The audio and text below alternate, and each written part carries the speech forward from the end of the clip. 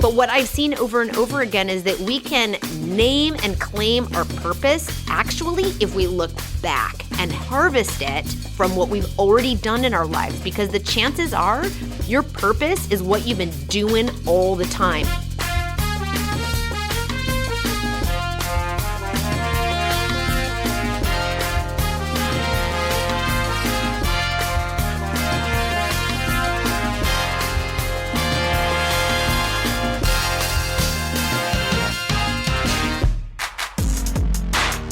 Hey everyone, welcome to the Dia Bondi Show, a big podcast for women with goals. I'm Dia Bondi and I'm on a mission to help women ask for more and get it, resource their dreams, and have a blast doing it. I'm so happy to be here with my on-air producer. What did we say last time? On-air bestie, Arthur Leon Adams III, aka Baby A. Hi Baby A. Hashtag on-air bestie. It's so nice to see you. Good to see you too. All y'all can't see him right now, but he is, I can see him because we're recording over a video platform, and you look great. Oh, thank you. Thank you. You as well. Did you jump some rope today? I didn't today, but I did on Wednesday. Good for you.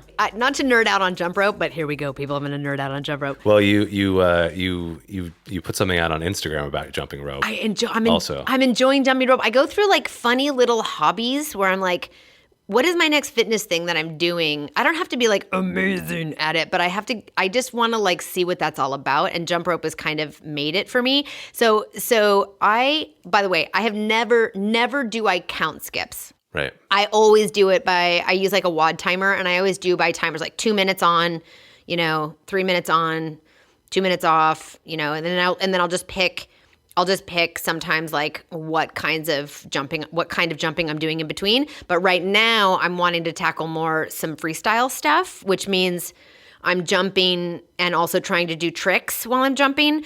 But the crazy thing is that I now am jumping. I have 3 different ropes that I take to the park with me, and I have one that's actually a half-pound rope, and it is crazy.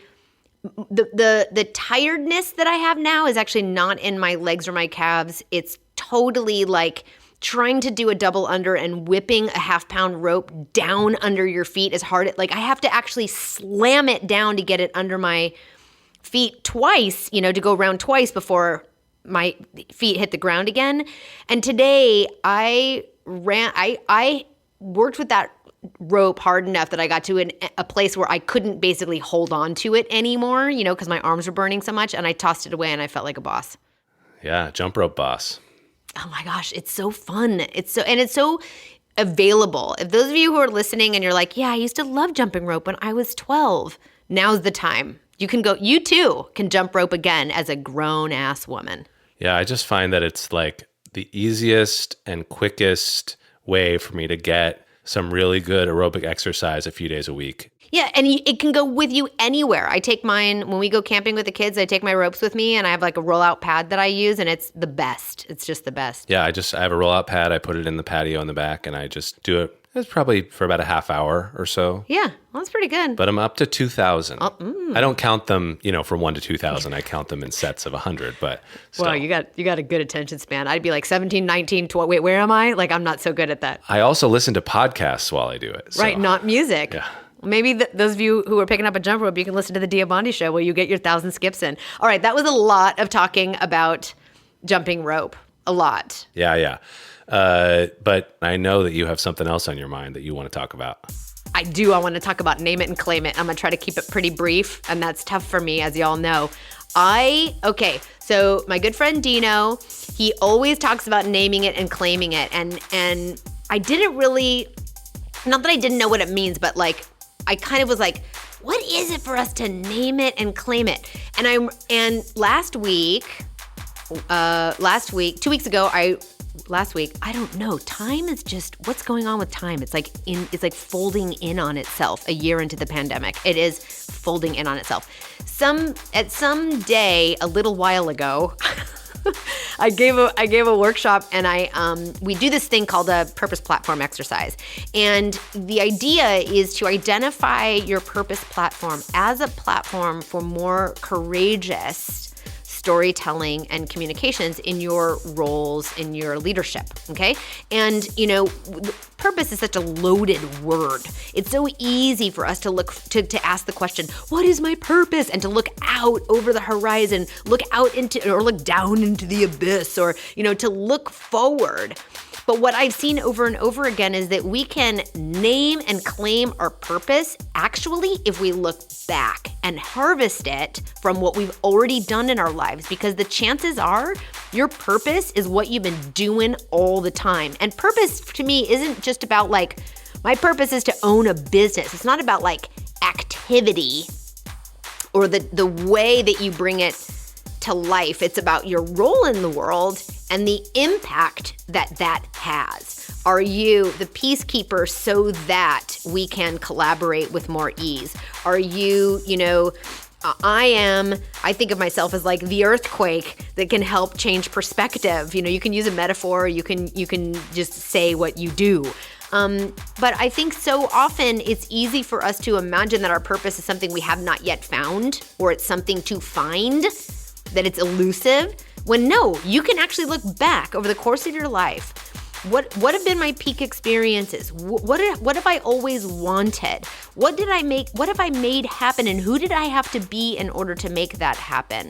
And from that, you can say, there are some clear themes I'm seeing here. It looks to me like at every pivot point, at every moment that mattered to me, I was being the earthquake that changed perspective to make that happen. And so naming it and then claiming it as a purpose instead of reaching for it and finding it out there in the mystery has a lot of power for us. So I just want to encourage listeners to look back and name it and claim it. You don't have to it's nothing to chase. Speaking of naming it and claiming it, a few episodes back, we sort of each named our own internal contradictions and then claimed the benefits that those contradictions, brought forth in our lives. Ooh, wait, can I just say, that was a segue is what that was. That was a segue. Pretty good segue. Very nice, baby A. And you made it all the better by calling it out. I just named it. So, yeah, you named it, and I'm claiming. Yeah, good. Yeah. Yes, we did. So we asked you, the listeners, to call in with your personal contradictions that exist within yourself, to name them, and to name them and claim them. That's right. So we have one here. Someone called in and left theirs, and it's really, really interesting. So I thought I'd play that, and we can listen to it right now. So excited. I only heard the little first bit of it. I didn't hear the whole thing, and I'm so excited. All right, here we go. Hi, Dia. This is Amy Harrington from the Passionistas Project, and I love being a sensitive warrior. I can go head-to-head with anyone, no matter how tough they are, when I'm standing up for something I believe in. But I'm also very sensitive, which allows me to be empathetic to what people need to get to a place where we both feel satisfied with the outcome. Thanks for everything you're doing, Dia. You're the best. Bye. Love. So good. Yeah. What's interesting about that is that sensitive warrior, I can see how those work together. There's a tenderness and a strength at the very same time.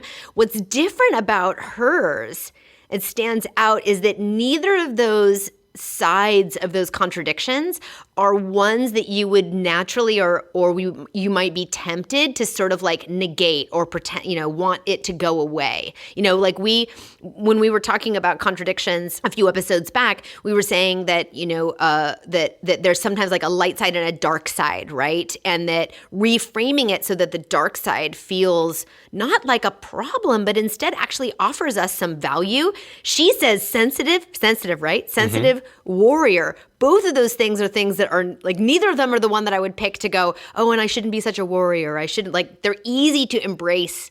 It's easy to embrace both of those. Yeah, but I can see some people thinking of either of those things negatively, oh, you're too sensitive, or, oh, you're too aggressive, Yes. So I see how that they are contradictory and but can also be complementary. I love that you're naming that, yes, oh, you're too sensitive. That could be, it's just her choice of words. She could have I would imagine that she could so easily replace sensitive and warrior with other words that feel more negative, but she's somehow named this in a way that can claim it more powerfully.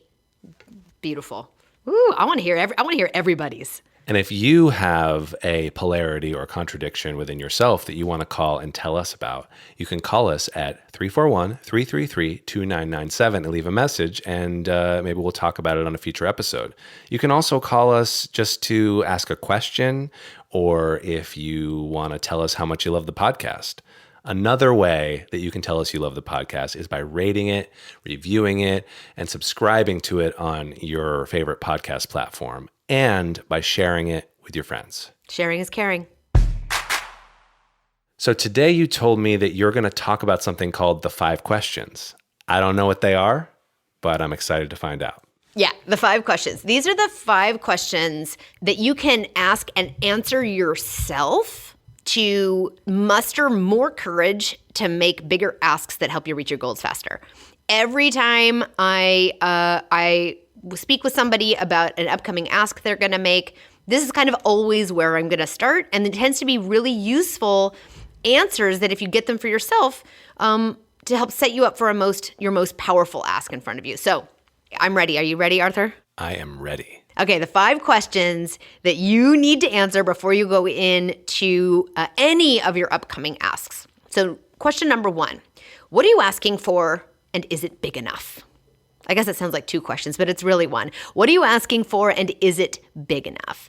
And how you're gonna know whether it's big enough is if it gives you the volume of the ask, meaning, I'm asking for more money, or I'm asking for, in the bucket of influence, maybe you're asking to get in front of a stage that feels bigger than anything you've ever done before, or you're looking for mentorship with somebody who feels a little bit out of reach, right? Just, it feels big enough because it starts to put you in something I like to call the zone of freaking out, which is the opposite of the comfort zone. So I know it starts to be big enough when I start to get that feeling, and also when it starts to address the second question you can answer, which is, how does this ask get you closer to your bigger goals? How does this ask get you closer to your goals? If you know really clearly how this one ask that you're about to make gets you closer to your goals, that's going to create some gravity around it for you and deepen your commitment to making a bigger, bolder ask, because you can see how much traction it can give you. And then the third question is around values and value. This is where as you build the strategy around your ask can really get some teeth in it. Which is to say, is how you and your audience measure value similar or different? I had a woman who came to one of my sessions early on in this project, Ask Like an Auctioneer, and she was really fighting to get a raise because how she was evaluating herself was actually really different than how the folks that she was working for evaluate a particular performance.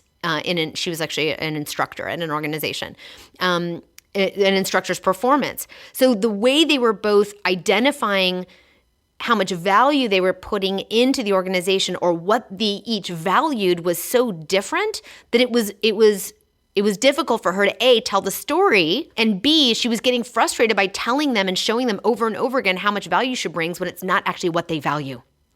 So when we can bridge that gap a little bit and get clear about, here's what I value, here's what I understand they value, is there a way that I can align them more clearly by either demonstrating or showing how those two values or what we value are related, or that we can beef up the story. This is not about lying, beefing up, but like we can actually do the work to make what our audience or our askees value enough for it to start to be on their radar in a way they can say yes to. So that's one. Fourth question you can ask to help you craft a more strategic, bold, and fruitful ask is to understand what your reserve is. Here's the question. What is your reserve. This is the minimum you'd accept as a counteroffer. Now, it's hard sometimes to think about a reserve when it's non-monetary. Maybe it's about the level of engagement or effort somebody is willing to say yes to back to you. Maybe as a collaborator, maybe as a counterpart in your role at work, maybe as a mentor or an advisor into what you're trying to do. If you actually need them to spend 3 hours a month on board meetings, but they can only do it, they can only rewatch a recording because it doesn't work, and they give you 30 minutes of your attention outside of the actual schedule, are you going to say yes to that? So how do we actually put some boundaries around what we'll say yes to on a counteroffer? And this isn't about rejecting somebody because they're just not doing enough.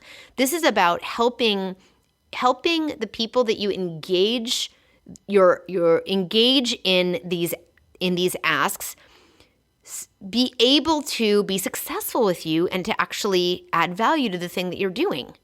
This can be really, and also it helps you not say yes to something that actually is an anemic. It makes your strategies more anemic. We want you to get yeses that are above your reserves so that you can actually resource your goal and your dream. If you need a $40,000 budget to get the project done at work and you settle for $32,000, are you actually getting the thing that you need to be successful in the goal at hand? So in this way, you're not just standing up for yourself, but you're standing up for what your goal actually needs in order to come to fruition. And that takes strength, and it takes some generosity of heart toward the thing you're trying to build in the world, toward the thing you're trying to do, and championing that. So knowing ask yourself, what is my reserve really? And in fact, can I just tell a personal story around this the other day? Of course. So this season, I have been in conversation with somebody who was going to come on board and help grow a particular part of my business. And I started out a conversation around sort of sales and business development. And over the course of our conversations, this person had said to me that she couldn't commit to doing what we had talked about earlier, but would love to be in a role of like referrals and advice. And well, I loved her counteroffer to me, and she came to it with as much generosity as she could. It didn't meet my reserve. I had to say, thank you so much for this generous offer and the intention behind it. If I'm going to invest in a relationship to grow the business, I need somebody who is saying yes to these other things. I don't need more of what you're offering. I need more of the thing I talked to you about originally. So I had to say no to her counteroffer, and it wasn't a nickel and dime moment. It wasn't a moment where you could be like, my count, I won't say yes to less than X dollars, or something that feels numerical that you can measure really clearly. It was about the level of effort and engagement in a relationship and whether that's what actually the business needed. So I had a little sting in my heart when I sent my note back to her to say like, oh, thank you so much for this offer. It's not something I can say yes to. And my first reaction when I got her note was to say like, oh, that's so nice of her. Yes, we should do that. And then I went, wait, Dia, is this actually a thing that will get us closer to our goals? And the answer was no. And so it was actually below my reserve, below what I could say yes to as a counteroffer. Now, question number 5 is, what will you do if you go to make this big ask that helps you reach your goals, that is aligned to what you value and what they value, and you know your reserve? What will you do if you get a no? People ask me all the time, Dia, what if I go make this ask and I get a no? What do I do? And my answer isn't, here's what to do. My answer is, great question. What do you want to do if you get a no? And if you have the answer to that going into the conversation around a particular ask that you have that helps you get closer to your goals, you're not going to feel like the answer that you get is the cul-de-sac of your dreams. You're not going to feel like the answer you get holds you and your goals hostage. Instead, you're going to see this more as a speed bump, a moment in time. So if you can craft out for yourself really clearly, if I get a no to this, here's my plan. This will just be, like I said, a moment in time along your pathway to your goals, not the thing that will kill them altogether. So in review, question 1, what am I asking for and is it big enough? Question 2, how does this ask get me closer to my greater goals? Question number 3 is how I value and how my audience values or measures value similar or different, and how? And how do I close that gap?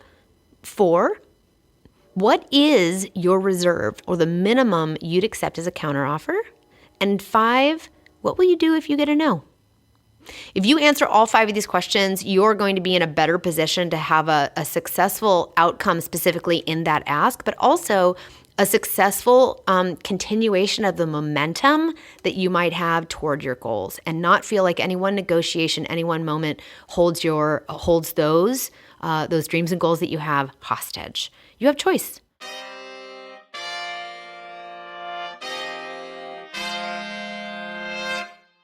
So those, Arthur, baby A, are those are the 5 questions right there. Oh, and you know what? I've heard those before.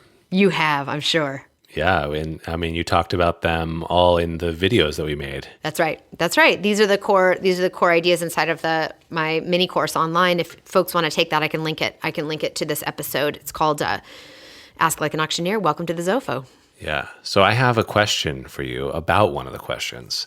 Okay. Kind of a question and more just something that I think about, and it's about the knowing your reserve. And you know, I think that as a freelancer or an independent contractor who works doing a lot of different types of things, it's kind of hard to know what your reserve is, or it's kind of hard to figure out what it is from project to project, because sometimes you just feel like, I need to do this, and I'll take what I can get.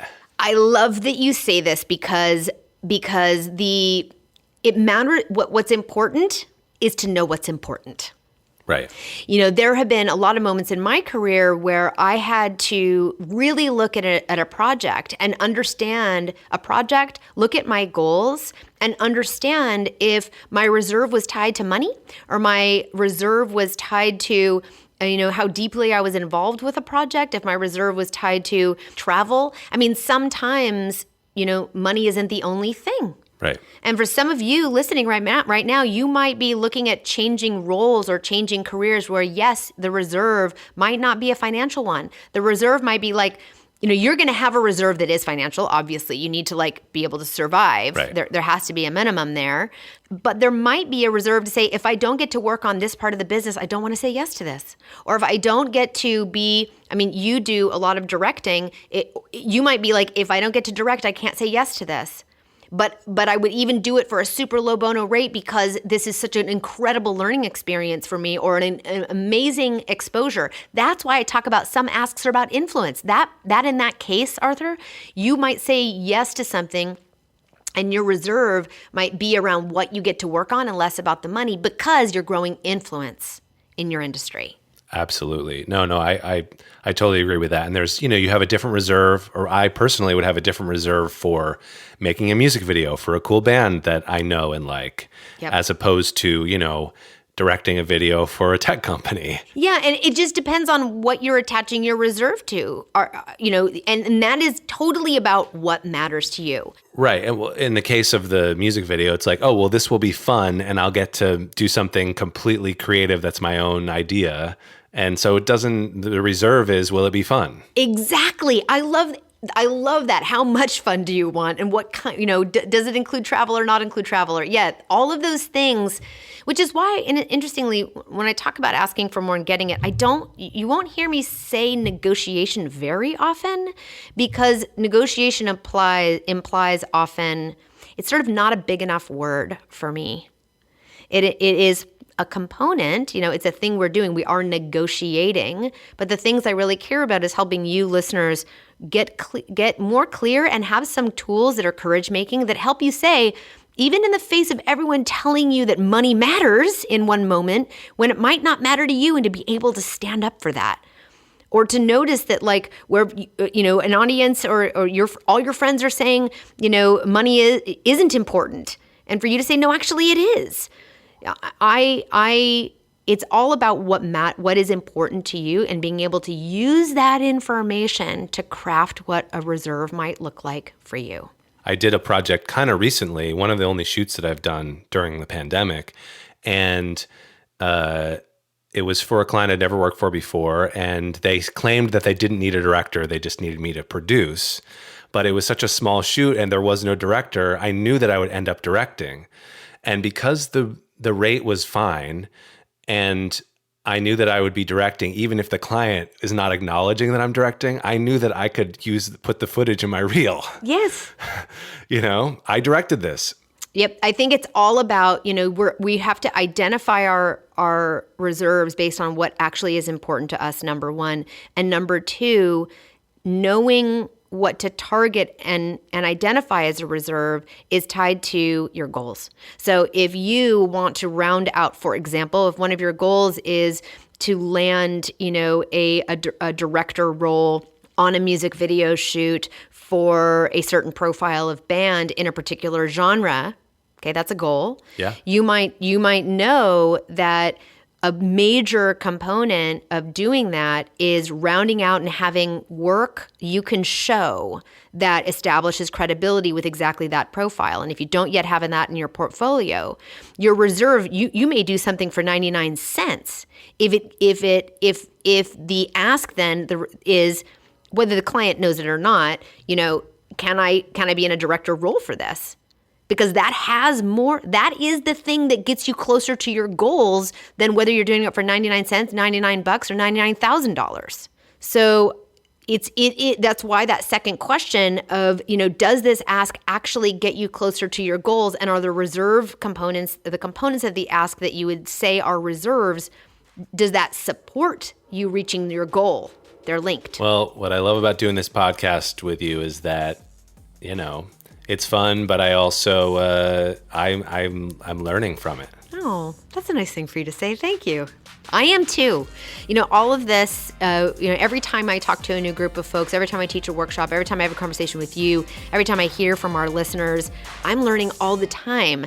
And mostly what I'm doing is just helping us all name it and claim it. # name it and claim it. All right, we'll see you next time, everybody. Love being here with you. Me too. Bye.